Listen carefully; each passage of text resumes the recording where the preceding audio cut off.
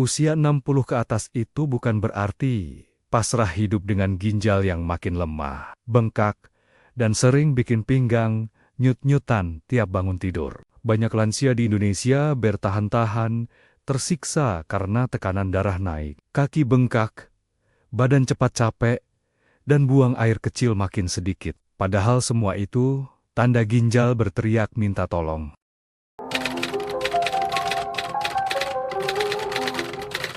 Tapi banyak yang akhirnya membaik hanya dalam hitungan minggu, tanpa operasi, tanpa obat mahal, tanpa ribet karena rahasianya ada di hal sederhana yang jarang dilirik. Kebiasaan harian dan makanan yang sebenarnya sudah ada di rumah sendiri. Siap berubah hari ini? Kalau Bapak Ibu sering kaki bengkak, pinggang berat, napas mudah ngos-ngosan. Stop. Jangan asal minum obat pengurang nyeri atau suplemen yang katanya herbal, tapi isinya entah apa. Ada 7 kebiasaan sederhana yang bisa jadi penyelamat ginjal.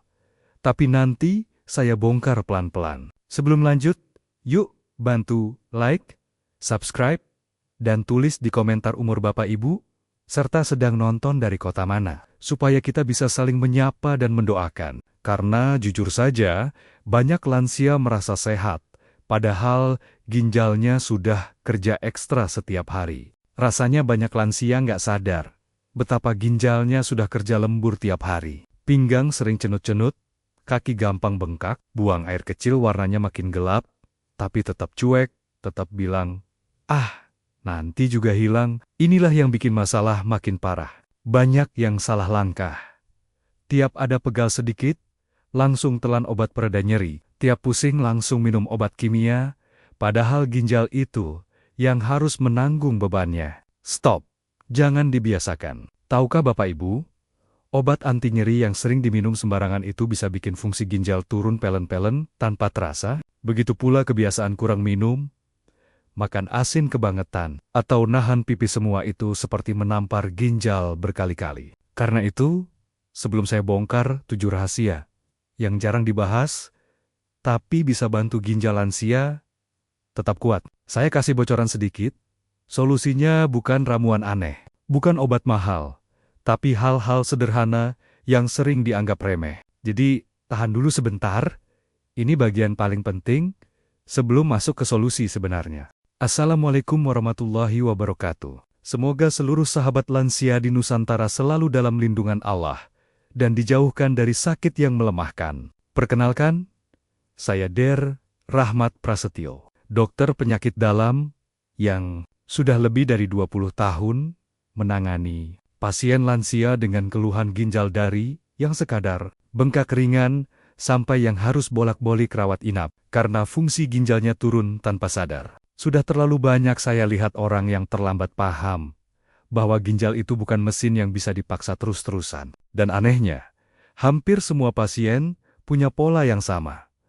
Mereka pikir ginjal rusak itu hanya karena usia, padahal banyak dipicu kebiasaan kecil yang mereka lakukan tiap hari, yang katanya tidak apa-apa. Nah, sebelum kondisi ini makin ngadat, kita mulai masuk ke solusi konkret pertama. Ini bukan teori ribet, bukan tips rumit. Ini kebiasaan sederhana yang bisa langsung Bapak Ibu praktekkan hari ini juga. Mari kita mulai dari kebiasaan pertama yang paling sering diabaikan, tapi berdampak besar untuk menguatkan ginjal.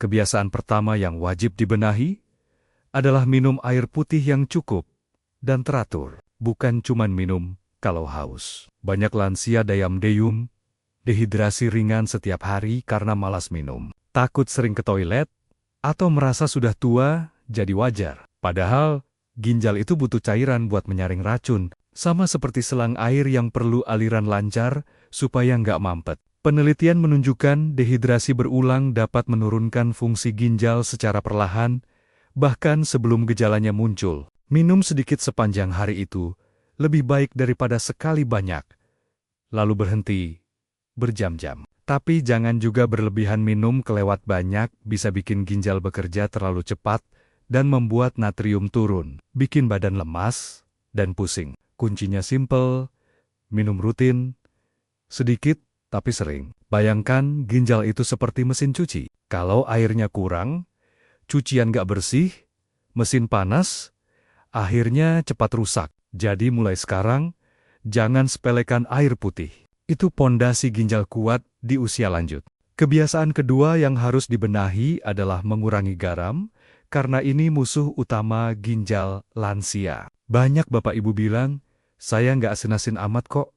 Padahal kuah, kecap, saus, mie instan, dan lauk rumahan itu sudah penuh natrium. Garam berlebihan bikin tekanan darah naik, dan tekanan darah tinggi itu ibarat palu yang memukul ginjal pelen-pelen tiap hari. Lansia yang suka makan gurih, biasanya lebih cepat mengalami bengkak di kaki, gampang capek, dan tensi naik tiba-tiba. Mulai sekarang, coba turunkan rasa asin sedikit demi sedikit, jangan sekaligus, biar lidah nggak kaget. Tapi ingat, jangan terlalu ekstrim sampai hambar total, karena itu bisa bikin tubuh kekurangan elektrolit dan malah memicu pusing serta lemas. Yang penting, garam dikurangin, bukan dihapus. Dan ini juga nyambung ke kebiasaan berikutnya yang jauh lebih mengejutkan. Karena banyak lansia nggak sadar, kebiasaan itu merusak ginjal diam-diam setiap hari.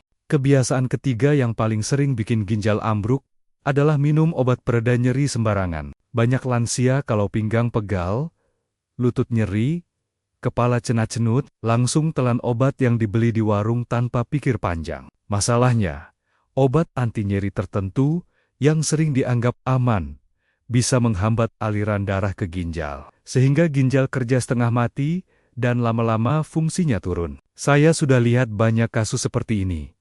Pasien merasa baik-baik saja selama bertahun-tahun, lalu tiba-tiba kreatinin melonjak dan ginjal mulai melemah. Kalau butuh minum obat nyeri, konsultasikan dulu, atau pilih yang jelas aman untuk lansia. Tapi jangan juga anti-obat total, karena kalau nyerinya dibiarkan, kualitas hidup malah turun, dan itu juga tidak sehat. Solusinya, gunakan obat secara bijak, bukan asal telan. Untuk mengurangi ketergantungan, Bapak Ibu bisa pakai kompres hangat, peregangan ringan, atau pijatan lembut. Dan setelah ini, saya akan masuk ke kebiasaan keempat yang manfaatnya sering diremehkan. Padahal efeknya besar untuk ginjal.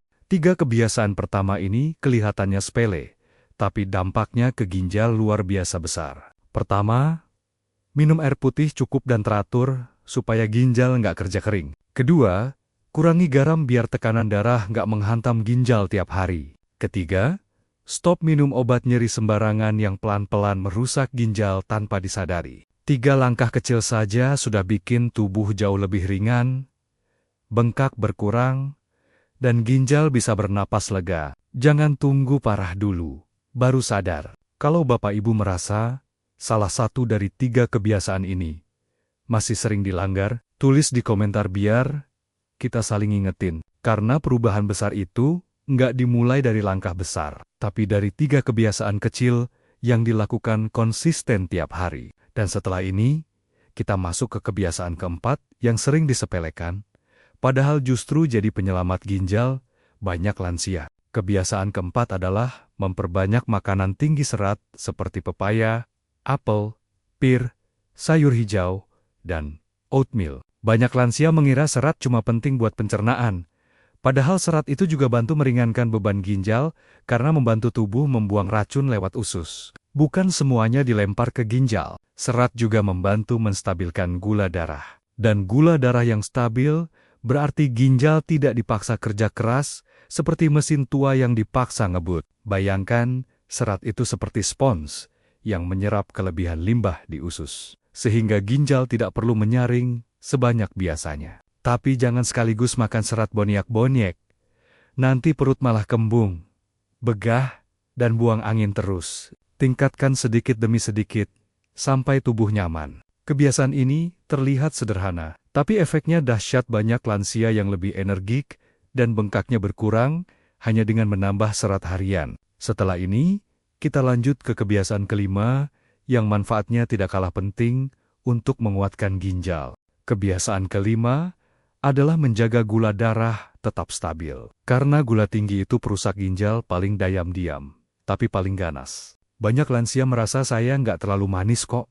Padahal, teh manis, roti, biskuit, snack, dan nasi putih tiap makan sudah cukup buat bikin gula naik tanpa terasa. Saat gula darah sering naik turun, pembuluh darah kecil di ginjal jadi rusak perlahan, seperti pipa yang terus-terusan digerogoti karat. Data menunjukkan bahwa hampir setengah kasus gagal ginjal pada lansia dipicu oleh gula yang tidak terkontrol. Dan seringkali, pasien baru sadar setelah kaki bengkak, badan lemas, dan hasil lab sudah jelek. Jadi mulai sekarang, pilih karbo yang lebih bersahabat. Nasi merah, roti gandum, atau tambahkan sayur lebih banyak di piring. Tapi jangan ekstrem sampai nol karbo ya. Nanti malah pusing, gemetar, dan tubuh drop. Kuncinya bukan menghapus, tapi mengatur. Kebiasaan ini terlihat menyebalkan di awal, tapi justru jadi penyelamat jangka panjang. Setelah ini, kita masuk ke kebiasaan keenam yang jauh lebih mudah, tapi sering diabaikan. Kebiasaan keenam yang perlu dibenahi adalah mengontrol konsumsi kopi dan teh. Terutama untuk para lansia yang hobinya ngopi pagi, ngopi siang, ngopi sore, lalu bilang, biar melek. Kafein yang berlebihan bikin ginjal kerja lebih berat karena bersifat diuretik, alias membuat tubuh buang cairan lebih cepat. Akhirnya, banyak lansia yang merasa haus terus, bibir kering, pipis sedikit tapi sering, dan tanpa sadar masuk kondisi dehidrasi ringan. Padahal tadi sudah saya bilang, ginjal paling benci dehidrasi. Tapi bukan berarti Bapak Ibu harus berhenti total. Secangkir kecil kopi atau teh sehari masih aman selama tidak ditambah gula segentong. Kalau kebanyakan, dampaknya bisa pusing, jantung berdebar, dan tekanan darah naik. Semua itu musuh besar ginjal. Coba ganti salah satu sesi, ngopi dengan air putih atau air hangat. Simpel tapi efeknya besar. Kebiasaan ini mudah dilakukan, tidak butuh biaya, tapi sering banget disepelekan. Setelah ini, kita masuk ke kebiasaan ketujuh, yang biasanya paling mengejutkan, dan sering tidak disadari, lansia. Kebiasaan ketujuh yang sering dianggap sepele, padahal paling menentukan kesehatan ginjal lansia, adalah tidur yang cukup dan berkualitas. Banyak bapak ibu yang tidur cuma 4-5 jam, bangun berkali-kali, atau malah begadang, sambil nonton TV, karena sudah terbiasa. Padahal, saat tidur, ginjal melakukan proses perbaikan dan penyaringan paling optimal. Kalau tidur kurang, ginjal kerja terus, tanpa jeda seperti mesin tua yang dipaksa lembur setiap malam. Hasilnya, tekanan darah naik, gula darah gampang kacau, bengkak di kaki, makin sering muncul. Tidur yang kurang juga bikin hormon stres naik, dan hormon stres itu bikin pembuluh darah ginjal menyempit. Tapi jangan kebablasan juga tidur seharian. Terlalu lama tidur, malah bikin badan lemas, dan metabolisme melambat. Idealnya tidur antara 7-8 jam, dengan pola yang konsisten. Matikan TV sebelum tidur, redupkan lampu, dan hindari minum kopi sore-sore. Kebiasaan ini terdengar sederhana, tapi efeknya, jangka panjangnya benar-benar besar untuk ginjal lansia. Udah, jangan cuma nonton sambil ngangguk-ngangguk doang sekarang. Waktunya kamu gerak. Kalau terus ditunda, keluhan di tubuh nggak bakal tiba-tiba hilang kayak sulap. Mau sehat, ya dicicil dari hari ini. Perbaiki pola makan, jangan mager, cek rutin, dan stop kebiasaan yang bikin kondisi makin parah. Aku ngomong gini bukan galak, tapi karena kamu perlu diingatkan biar nggak terus terjebak di pola lama yang bikin badan makin rewel. Hidup itu bukan nunggu sempat, tapi nyempetin. Jadi ayo, beneran mulai hari ini, bukan nanti. Tubuhmu butuh tindakan nyata, bukan wacana. Sekarang kita lurusin satu hal. Berhenti cari alasan. Serius. Alasan itu pintar banget nyamar jadi logika. Padahal isinya cuma aku males versi sopan. Kamu bilang sibuk, capek, nggak sempat, nunggu mood, padahal tubuhmu nggak peduli sama drama alasan itu. Yang dia tahu cuma dirawat atau diabaikan. Kalau terus kamu biarin, ya jangan kaget kalau nanti keluhannya makin bawel. Hidup sehat itu bukan soal punya waktu, tapi bikin waktu. Kalau nunggu semuanya sempurna, ya nggak bakal mulai-mulai. Jadi mulai sekarang, Tiap kali otakmu ngeluarin alasan, banting aja dengan tindakan kecil, minum lebih banyak air, jalan 10 menit, kurangi gula. Simple, tapi ngasih efek. Kamu itu bukan nggak bisa cuma kebanyakan kompromi sama alasan sendiri. Stop, ambil kendali. Sekarang kita ngomong yang paling nyebelin tapi paling nyata. Kebiasaan nunda. Kamu tahu itu jelek. Kamu tahu itu bikin makin repot. Tapi entah kenapa, tetap kamu pelihara kayak hewan peliharaan. Padahal, nunda itu sama aja kayak bilang ke tubuhmu, sabar ya, aku cuekin kamu dulu. Lah gimana mau sehat? Kalau hal simpel aja ditunda terus. Mau minum vitamin, nanti. Mau cek kesehatan, minggu depan. Mau mulai olahraga, besok aja. Dan besok itu, entah besok yang mana. Kebiasaan nunda itu nggak bikin hidupmu lebih ringan. Cuma bikin masalah datang lebih gede dan lebih drama. Jadi stop nunda sekarang juga. Apa yang bisa kamu kerjain dalam 2 menit, kerjain langsung. Jangan dikasih ruang otak buat debat. Mau sehat atau mau nyiksa diri pelan-pelan. Pilihannya cuma 2. Dan semuanya mulai dari berhenti nunda. Sekarang kita tutup dengan hal yang paling basic, paling bosan didengar, tapi paling menentukan. Disiplin, iya, disiplin. Bukan herbal ajaib, bukan tips viral, bukan trik instan yang bikin hidupmu berubah dalam semalam. Kalau kamu nggak disiplin, semua saran dari dokter, semua vitamin yang kamu beli, semua niat mulia yang kamu tulis di catatan HP itu cuma dekorasi hidup, nggak ada gunanya. Disiplin itu bukan tentang sempurna, tapi tentang konsisten. Kalau jadwal minum obat jam 7, ya minum, bukan cuma diingat. Kalau tubuh butuh gerak ya gerak. Bukan cuma bilang iya besok. Disiplin itu kayak pagar yang jaga kesehatan kamu, supaya nggak makin amburadul. Tanpa disiplin, kesehatanmu bakal turun pelen-pelen tanpa drama. Tahu-tahu udah parah. Jadi kalau kamu bener-bener mau berubah, jangan cuma niat, tapi eksekusi. Disiplin itu bukan hal keren, tapi hasilnya bikin hidupmu jauh lebih enak. Kalau di bagian sebelumnya kita ngomongin disiplin, sekarang kita masuk ke musuh utamanya, menunda. Iya, kebiasaan nanti aja, besok aja, tunggu mood. Itu penyakit paling licik dan sering banget nggak kamu sadari. Kamu pikir cuma nunda sedikit, padahal lama-lama jadi pola hidup yang ngegrogoti kesehatan pelan-pelan, kayak rayap. Jujur aja, banyak orang bukannya nggak bisa sehat, tapi kalah sama rasa malas yang dibungkus alasan. Mau olahraga, masih ngantuk. Mau cek kesehatan, lagi sibuk. Mau makan bener, lagi pengen yang enak. Terus kapan kamu mau mulai? Waktu tubuh kamu udah protes dan dokter bilang kok telat datangnya. Jangan tunggu alarm tubuh bunyi keras dulu, baru panik. Hidup kamu bukan trial version yang bisa di-reset seenaknya. Jadi mulai sekarang, kalau ada hal yang bisa kamu lakukan hari ini, ya lakukan. Tanpa drama, tanpa alasan, tanpa nunggu momen sempurna karena momen sempurna itu nggak ada. Sekarang kita masuk ke faktor yang sering diremehkan. Tapi efeknya gila-gilaan.